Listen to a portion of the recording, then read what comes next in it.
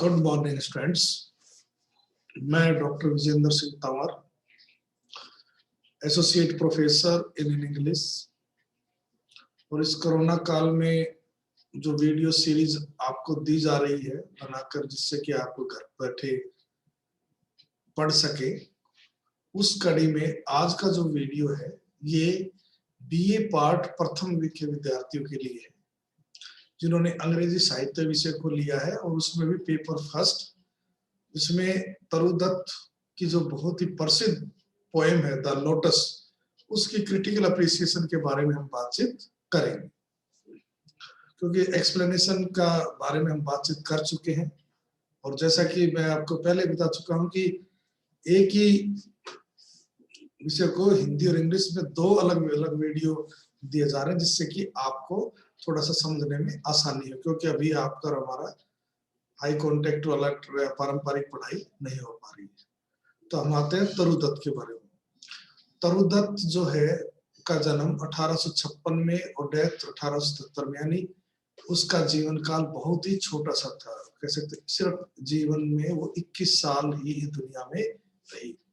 लेकिन उसके बारे में बता दूं कि वो रेनेसां युग के जो इंडियन रेनेसां है उसकी बहुत ही मेजर पर्सनैलिटी मानी जाती है, फर्स्ट वुमेन पोइट मानी जाती है, और उसने जो उपलब्धि हासिल की है वैसी उपलब्धि आज तक किसी और ने की भी नहीं।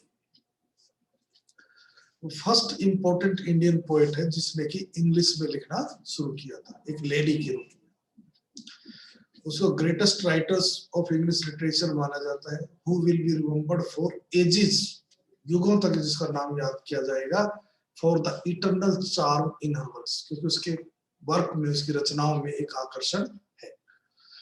वो बहुत वर्सेटाइल जीनियस थी, यानी ऑलराउंडर थी। वो पोइट भी थी, नॉवलिस्ट भी थी, ट्रांसलेटर भी थी, और न जाने क्या क्या उसमें टैलेंट कूट कूट कर भरी हुई थी।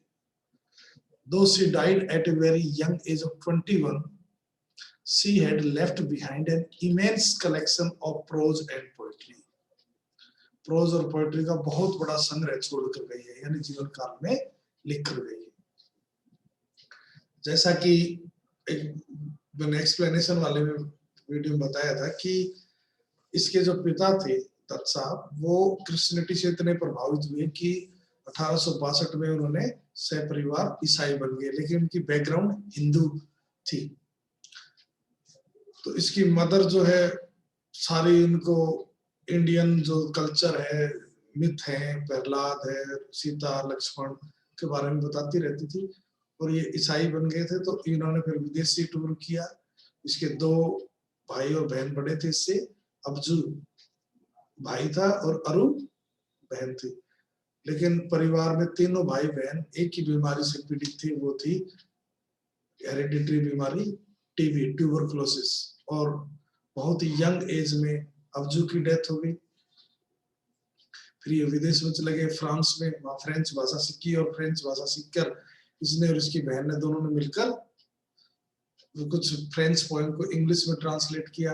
फिर इंग्लैंड में रही, वहां पर भी इसने काफी अच्छा परफॉर्म किया। फिर वहां तबीयत इसकी बहन की ज्यादा बिगड़ी, फिर ये वापस आ गई इंडिया में, और 1874 में इसकी बहन की डेथ हो गई, जो 2 साल बड़ी थी। और फिर उसके बाद 77 में इसकी भी डेथ हो गई। लेकिन इस 21 साल की उम्र तक उसने बहुत कुछ लिख चुकी थी, और वो आज हमारे सामने है। जो उसकी रचनाएं हैं, बहुत ही निपुणता के साथ वो क्राफ्ट करती थी, लिखती थी, और उसका ये दिखाता कितना युवा दिमाग कितना अनुभवी था, और उसके अंदर कितनी टैलेंट छिपी हुई थी, जो कि गुड लिटरेचर की पहचान है। वो केवल इंग्लिश में ही नहीं, उसने फ्रेंच, जर्मन और संस्कृत भाषाओं को भी जाना और सीखा। वो एक युवा, अपने समय की युवा लेडी थी, और इसी कारण उसको आज भी, यानी कि आज लगभग 150 पौने 200 साल बाद भी उसको याद किया जाता है। उसका जो रचनाएं हैं, जो उसकी वर्क्स हैं, अगर हम उसको ध्यान से देखें तो उस जमाने में 19वीं शताब्दी में के लेट में क्या क्या यूरोप में और इंडिया में बदलाव आ रहे थे, वो देखने को मिलते हैं। उसने फ्रेंच पोइट्री को ट्रांसलेट किया और उस जो जैसा बताया कि जो उसकी और उसकी बहन दोनों ने मिलकर इन दोनों को ट्रांसलेट किया था और ये बहुत ही पॉपुलर हुई और उसकी बहुत प्रशंसा भी की गई और उसका टाइटल रखा था ए सीफ ग्लीन्ड इन फ्रेंच फील्ड। सीफ होता है पुली, जैसे अपन गेहूं काट लेते हैं और उसको ग्लीन्ड काटना है, रीप फ्रेंच फील्ड में 1875 में प्रकाशित हुई थी। इसके बारे में एक क्रिटिक ने तो यहाँ तक कहा कि अगर हमारी फ्रेंच की कविताएं गुम भी हो जाए तो कोई दिक्कत नहीं है, क्योंकि इससे हम ट्रांसलेट इंग्लिश वाली जो तरुदत्त ने और अरुदत्त ने की है उसको वापस ट्रांसलेट करके हम अपने वापस प्राप्त कर लेंगे। उसने यूरोपियन थीम्स पर तो लिखा ही, she also wrote on Indian theme, यानी भारतीय विषय वस्तुओं पर और इंडिया के हीरो और हीरोइंस जो हमारे जैसे सावित्री एंड सत्यवान, सीता, लक्ष्मण, ध्रुव, एकलव्य, दशरथ, प्रहलाद और उसका पिता हिरण्यकश्यप, उन पर भी इसने काफी कुछ लिखा है। और उसको हम कह सकते हैं वो तो फ्रेंच फील्ड थी, ये संस्कृत फील्ड, क्योंकि संस्कृत से ये लिटरेचर आया। This sheaf gleaned in Sanskrit field came out in 1882 posthumously. Posthumously मरणोपरांत, यानी ये प्रकाशित तो हुई लेकिन 1882 उसके पिता ने करवाया और उसको टाइटल दिया गया Ancient Ballads and Legends of Hindustan।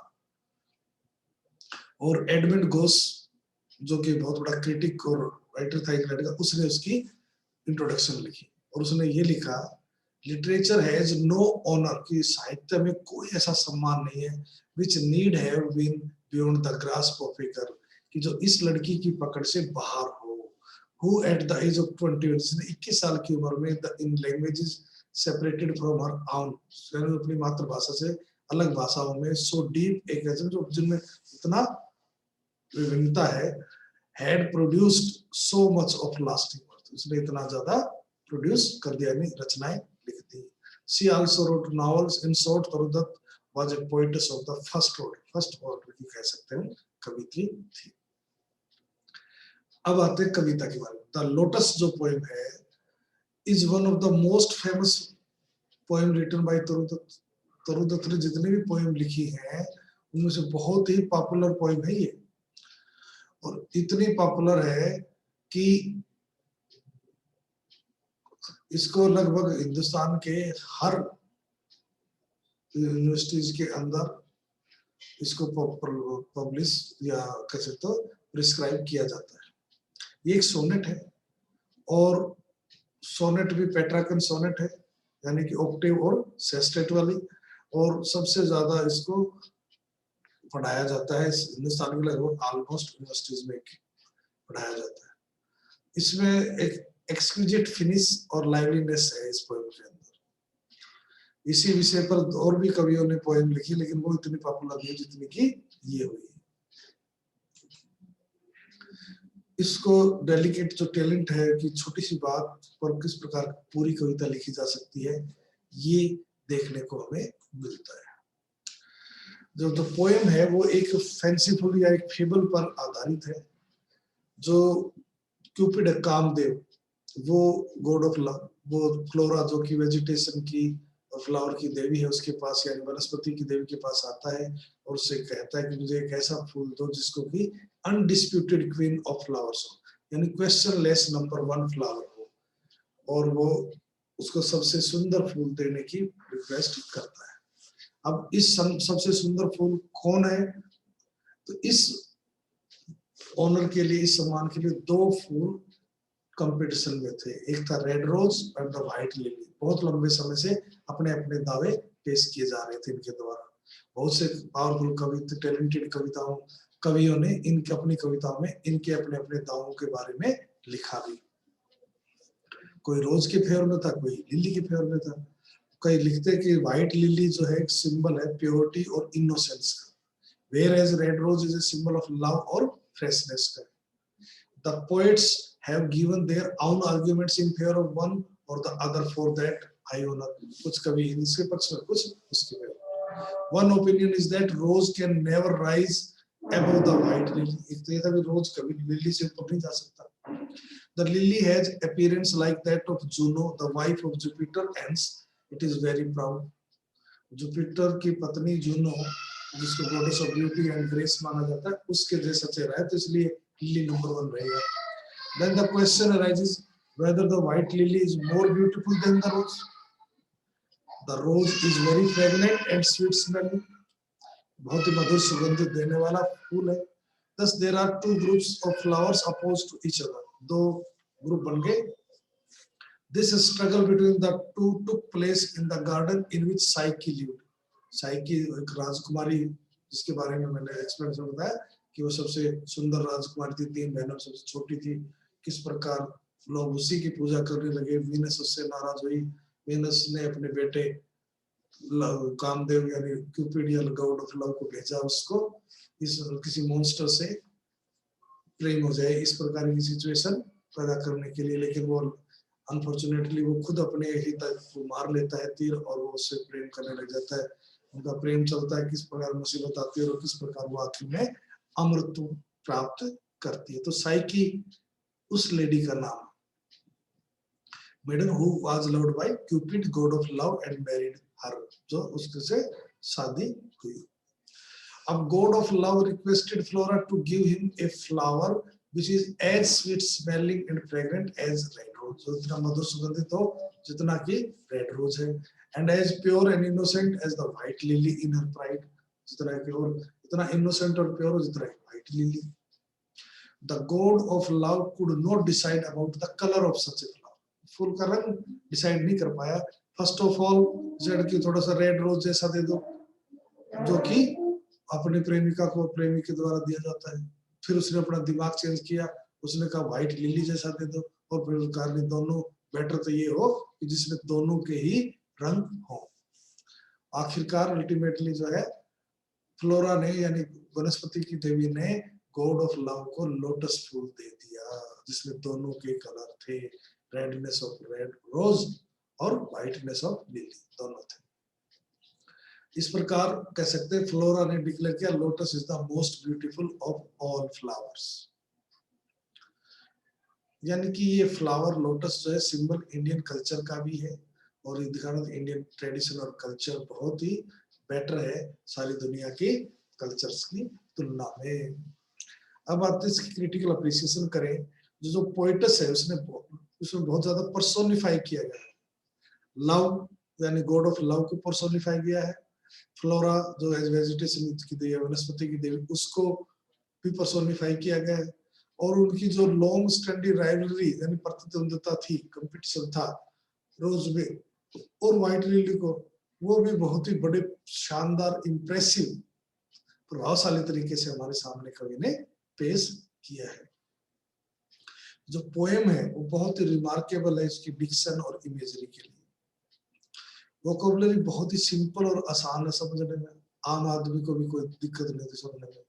और जो फेलिसिटी मतलब चुनने का जो सुहावना अंदाज है, एप्टनेस उपयुक्त और फ्रेजेस जो बिल्कुल सही फ्रेज का इस्तेमाल, जैसे undisputed queen, her Junonian, the stripe in Psyche bowl, the queenliest flower that blows, ये आर नोटेबल, ये नोट करने लायक है और हाईली सजेस्टिव, मतलब दिमाग में आइडिया फिट करने वाले हैं। and add greatly to the beauty of the poem, और इस पोएम की सुंदरता को और बढ़ाते हैं।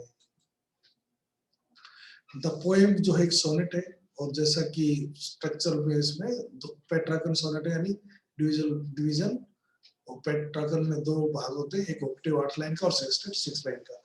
जो फर्स्ट पार्ट जो पोएम का जिसको हम ऑक्टेव कहते हैं, उसमें conflict of superiority between red rose and lily को डिस्क्राइब किया गया है। राइम स्कीम ऑक्टेव का जो है वही ट्रेडिशनल राइम स्कीम है, यानी ABBA राइम स्कीम है। सेस्टेट ऑफ द पोएम जो depicts confusion of God of love, उसका कंफ्यूजन दिखाया गया है। और फिर solution given by the goddess of vegetation and flower, और उसका क्या सॉल्यूशन दिया गया, क्या कंफ्यूजन था, रेड कलर का लूं या व्हाइट कलर का लूं, और क्या दोनों। However, this part does not observe the traditional rhyme scheme of the sestet of Petrarchan sonnet. जो Petrarchan sonnet की पारंपरिक राइम स्कीम होती है वो इसमें फॉलो नहीं की गई। There is a slight variation, थोड़ा सा बदलाव है in the rhyme scheme of this part. The rhyme scheme of this part is CD CD DC. In conclusion हम कह सकते हैं कि बहुत ही डिलाइटफुल पोएम है, मूविंग, दिल को छूने वाला गीत है इंग्लिश में, और एक तरुदत्त की कलम से लिखा हुआ। It is noted for its music and memorable lines, याद करने लायक लाइनें, फ्रेजेस है। The felicity and aptness of words and phrases are notable, यानी लिखने का जो शब्दों का उपयुक्तता और सुहावना अंदाज नोट करने लायक है। Poem contain reference to the Indian mythology, पारंपरिक इंडियन माइथोलॉजी का भी रेफरेंस है, but they do not create any problem in the enjoyment and understanding of the poem को समझने में कोई दिक्कत नहीं देते। In a word, the poetess has achieved her purpose in a masterly manner, बहुत ही शानदार तरीके से उसने अपना पर्पस हासिल किया है, बहुत इफेक्टिवली ढंग से कवित्री ने किया है। Thank you very much.